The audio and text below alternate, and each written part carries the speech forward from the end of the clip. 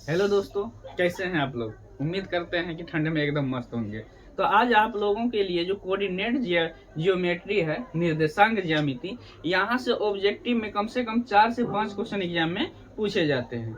और आज जो बताने जा रहे हैं आप लोग को, ये समझिए कि यहाँ से आपके एग्जाम में फिक्स क्वेश्चन रहेंगे। 4 से 5 नंबर आपको आसानी से आ सकता है, सिर्फ आप ये वीडियो अगर देख लेते हैं तो चलिए आज बताने जा रहे हैं कि सबसे पहले निर्देशांक ज्यामिति में सबसे पहले चतुर्थांश को समझना है, तो चतुर्थांश को समझेंगे। और किस चतुर्थांश में माइनस प्लस क्या होता है, तो ये सब चीजों के बारे में आज जानेंगे कि किसको कटान बिंदु कहा जाता है, या किस पाद में माइनस प्लस होता है, किस पाद में प्लस प्लस होता है, तो इन सब चीजों के बारे में जानेंगे।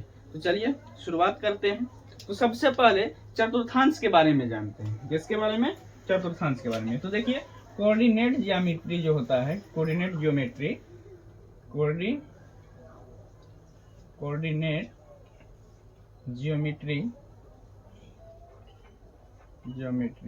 इसका हिंदी होता है निर्देशांक ज्यामिति। क्या होता है? निर्देशांक ज्यामिति। तो इसका हिंदी हो जाएगा निर्देशांक ज्यामिति। तो सबसे पहले हम निर्देशांक ज्यामिति में ये चतुर्थांश को जान लेते हैं। किसको जानेंगे?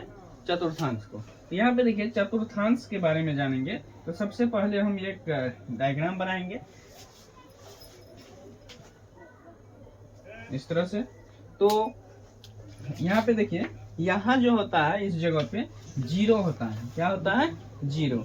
और इसको हम x डैश बोलेंगे और इसको y डैश बोलेंगे। तो अब समझिए, यहाँ पे इस वाला भाग को हम प्रथम पाद बोलते हैं। क्या बोलते हैं? प्रथम पाद। और इस वाला भाग को हम बोलते हैं द्वितीय पाद। क्या बोलते हैं? द्वितीय पाद। इस वाला भाग को हम द्वितीय पाद बोलते हैं। और इसको हम क्या बोलते हैं? तृतीय पाद। इस वाला पार्ट को हम तृतीय पाद। और इसको हम क्या बोलेंगे? चतुर्थ पाद। क्या बोलेंगे? चतुर्थ पाद या चतुर्थांश या चतुर्थांश। अब यहाँ पे देखिए, सबसे पहले हम इनका चारों पार्ट लिख लिए कि कौन सा पार्ट को किस पाद बोला जाता है। सबसे पहले इसको प्रथम पाद बोला जाएगा, इसको द्वितीय पाद, और इस वाला भाग को तृतीय पाद, इसको चतुर्थ पाद, चतुर्थांश। अब हम जानेंगे कि प्रथम पाद में क्या होता है। तो देखिए यहाँ पे कि प्रथम पाद में हो जाएगा आपको कि प्लस प्लस। प्रथम पाद में क्या होता है? Plus plus. अब ये भी एक जानने वाली बात है ना कि प्रथम पाद में प्लस प्लस ही क्यों हुआ। तो देखिए कि प्रथम पाद में प्लस प्लस क्यों होता है। अच्छा, एक बात बताइए, ये जो रेखा है, इस रेखा में हमेशा प्लस वाला संख्या लिखा जाता है।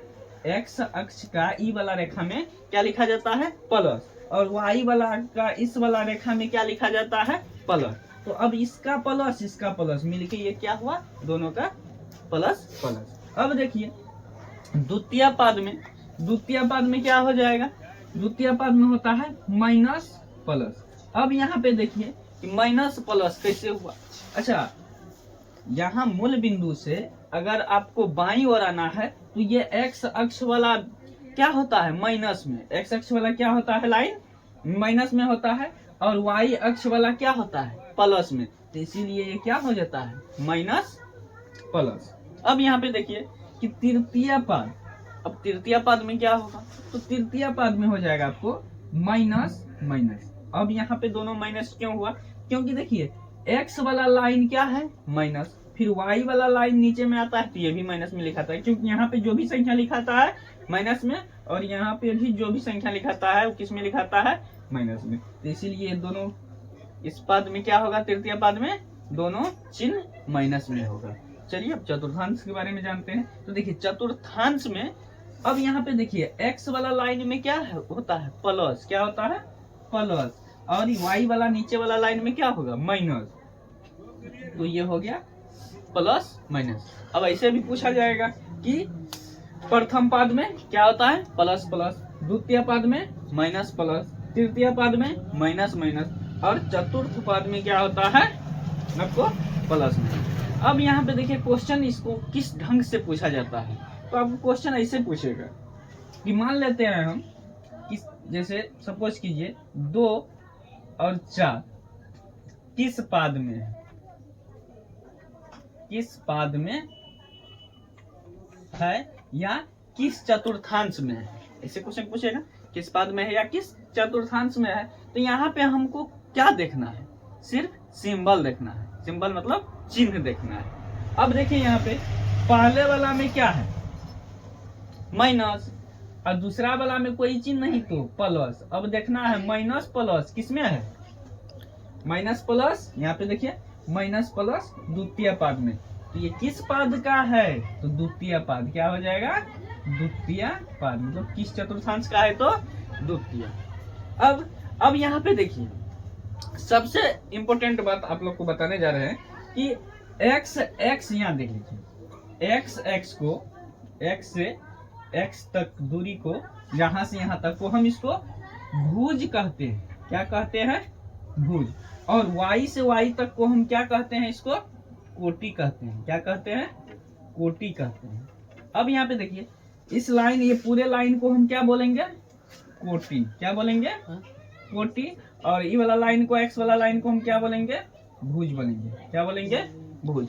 अब क्वेश्चन में ऐसे भी पूछ देगा कि सपोज कीजिए आपको कि x का बराबर, सपोज कीजिए 5 पूछ देगा, x बराबर 5, बोलेगा कि ये जो है y अक्ष का क्या होता है। सपोज कीजिए x अक्ष का अगर ये 5 हम कहीं पे रखेंगे तो y अक्ष है, सपोज कीजिए अगर हम 5 यहाँ रखें तो 5 इस तरह से खींचेंगे, सपोज कीजिए 5 यहाँ है, लाइनिंग में 5 यहाँ आ जाएगा, तो हम क्या करेंगे, ऊपर से रेखा खींचेंगे नीचे तक। क्या y अक्ष का ये क्या है, ये x5 जो है y का क्या है, समांतर, y अक्ष का क्या है, समांतर। तो आपको क्वेश्चन में ऐसे भी दे देगा आपको कि x बराबर 5 जो है बिंदु, x बराबर 5 क्या है, तो y अक्ष का समांतर है, क्या है, समांतर। और क्वेश्चन आपको ऐसे भी पूछ सकता है कि y अक्ष से दूरी, y अक्ष से दूरी क्या कहलाएगा। सपोज कीजिए कि अगर क्वेश्चन आपको ऐसे पूछेगा कि y अक्ष से दूरी तो क्या कहलाएगा। सपोज कीजिए y अक्ष से दूरी क्या कहलाएगा, y अक्ष से दूरी क्या कहलाएगा, भुज। y अक्ष से दूरी क्या कहलाएगा, भुज कहलाएगा, y अक्ष से दूरी भुज। और x अक्ष से दूरी क्या कहलाएगा, x अक्ष से दूरी क्या कहलाएगा आपको, कोटि कहलाएगा, क्या कहलाएगा, कोटि। तो क्वेश्चन ये सब भी पूछता है कि x अक्ष से दूरी है, ऑब्जेक्टिव में आपको 4 ऑप्शन दे देगा, तो ऑप्शन में x अक्ष से दूरी क्या कहलाएगा, कोटि कहलाएगा, और y अक्ष से दूरी आपको क्या कहलाएगा, भुज कहलाएगा। अब यहाँ पे देखिए आप, ये तो हो गया। और इस टाइप का बहुत सारा क्वेश्चन आपको पूछेगा चिन्ह से रिलेटिव। सपोज कीजिए मानकर चलिए यहाँ पे आपको पूछ देगा कि -5 -8 बिंदु, ऐसे लिख देगा बिंदु इस तरह से, किस चतुर्थांश का, किस चतुर्थांश में, ऐसे पूछ देगा किस चतुर्थांश में है। तो तब आप इसको कैसे बनाएंगे, तो जब ये किस चतुर्थांश में है तो इसको बनाने के लिए सबसे पहले आपको सिर्फ वही देखना है, सिंबल को देखना है, चिन्ह देखना है, माइनस माइनस तृतीय पाद है तो तृतीय पाद हो जाएगा। फिर अगर मानकर चलिए आपको जैसे 4 और 8 दे देगा तो कहेगा बिंदु 4 और 8 किस चतुर्थांश में है, तो बिंदु 4 और 8 देखिए दोनों प्लस में है, तो दोनों प्लस है तो प्रथम पाद में है। फिर अगर पूछ दिया जाए कि ये 8 और -6 किस है, जैसे सपोज कीजिए कोई भी संख्या ले लीजिए आप, जैसे कि -7 और 8, बोल देगा कि ये किस चतुर्थांश में है, तो ये किस चतुर्थांश में है आपको, माइनस प्लस किस में है, तो देखिए माइनस प्लस जो हो जाएगा आपको किसमें, द्वितीय में। अगर यहीं पे मानकर चलिए यहाँ प्लस है यहाँ माइनस है, तो ये पहला वाला प्लस है, अगर दूसरा माइनस है तो किसमें, प्लस माइनस किसमें है, चतुर्थांश या चतुर्थ पाद में। तो इस टाइप का क्वेश्चन आपके एग्जाम में बहुत सारा पूछा जाएगा। तो देखिए, और सबसे बड़ी बात है कि इसमें देखिए ये पूछ देगा कि मूल बिंदु का दूरी क्या होता है, तो x अक्ष का भी मूल बिंदु 0, y अक्ष का भी मूल बिंदु क्या है, 0 है। तो अगर पूछेगा कि मूल बिंदु से दूरी क्या होता है, तो मूल बिंदु से आपका दूरी क्या हो जाएगा, मूल बिंदु से दूरी हो जाता है 0 या 0। मूल बिंदु से दूरी क्या हो जाएगा आपको, 0 और 0। तो चलिए आगे देखते हैं इसमें। और एक चीज हम इसमें समझते हैं कि ये अक्ष से रिलेटिव क्वेश्चन बहुत सारा पूछ देता है। कि सपोज कीजिए कि अगर कहेगा आपको कि एक्स अक्ष से दूरी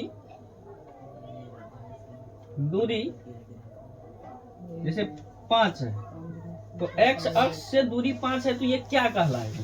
सपोज कीजिए एक्स अक्ष से दूरी 5 है, तो ये क्या कहलाएगा? अगर दूरी बराबर एक्स अक्ष से दूरी 5 है, तो ये आपको क्या हो जाएगा? कोटि हो जाएगा। कोटि और भुज में इस तरह का क्वेश्चन घुमा के पूछता है, समझे? इस तरह का क्वेश्चन क्या करता है? घुमा के पूछेगा। तो आपको हमेशा ध्यान रखना है कि एक्स अक्ष से दूरी कोटि कहलाएगा और वाई अक्ष से दूरी क्या कहलाएगा? आपको भुज कहलाएगा।